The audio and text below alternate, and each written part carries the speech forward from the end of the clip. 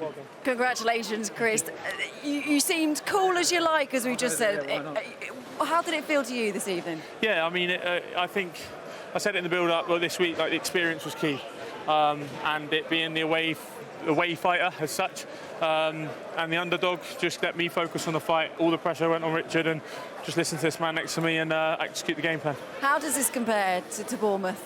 Winning that type of vitality. It's different, you know, when you're winning it at your home stadium, the dream fight. But it feels very, very satisfying because of all that build-up and all that underdog, and I love that. And nothing will beat that night of the vitality, but that'll definitely come close. And in terms of revenge, you're doing it in Richard's own backyard. That's got to feel pretty sweet, isn't it? Yeah, I mean, I really like to think I've got that champion's mindset, and I do all the things that a champion should do. And that's what champions do. They go away, they fight at home, they do whatever's needed and asked of them. So I like to think I can do that. Shane, you said in the post-fight interview on reflection that this could perhaps be Chris's best performance today. What makes you say that? No, I just feel like, you know, I felt like it was 10-2, maybe 9-3 on the cards, but, you know, it was not a competitive fight. He was able to switch off, he was able to switch him off.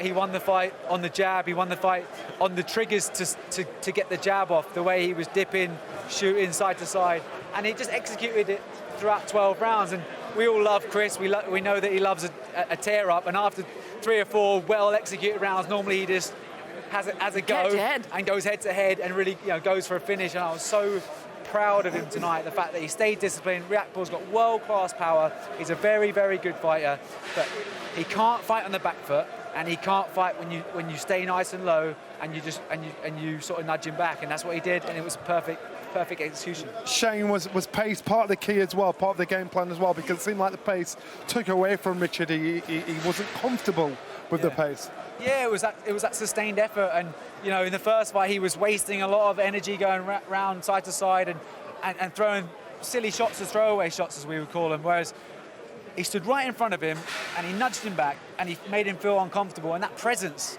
created a higher pace. He wasn't exerting himself, he was just that presence, and the fact that he was doing that on the jab and on single shots, he wasn't looking for more than one, and that just busted up. He was already, I believe he was, you know, 4-1 up after 5 rounds. Well, more from me, you boxing away from Bournemouth here, was it for you better that he boxed here away from Bournemouth defending his title for the first time? He's got that challenger's mindset, you know, and everyone has always expected Chris to, as we said, win a British title if he's lucky, whereas if you go in as a champion, you're going from 15,000 to 3,000, and you've got a guy like Masterneck who's in his late 30s, is over a handful of losses. It's very easy, as much as you say you won't, to take your eye off the ball. Whereas he's going in on a away sore for the only guy that's beat him, the only guy that's dropped him in his career. Do you know what I mean? And that was, you know, Richard Riakporhe, and he's going into the Lions' Den, and he fought a completely different fight than he did the first fight, and I'm just so impressed and so proud of him. Next for you, perhaps Riakporhe, perhaps Ramirez. Who would you like? I mean, you know, I'm in these for big fights, but I really want to box in America. That's the next dream for me. You know, I really want to box over there.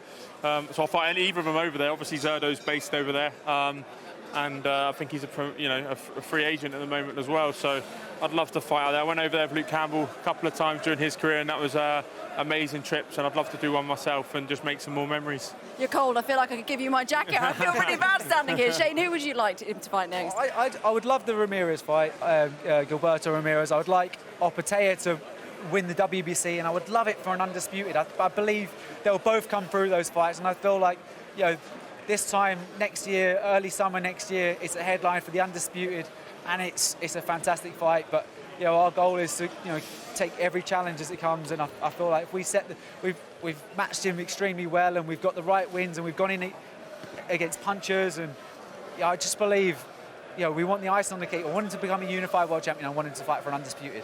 Next, though, surely it's got to be a little bit of a holiday for you, though, Chris. Yeah, I am. I mean, I've got a stag do next weekend. Oh. I was meant to be on last weekend. I was dressed man last weekend, and we thought the fight was going to be in May, so I missed that one. So sorry, Dino, who's one of my best mates, but got his wedding in a few weeks. So then stag do next week, when weight weekend for my mate Dills. So then me and Frank are off to America and doing a little trip out there. So.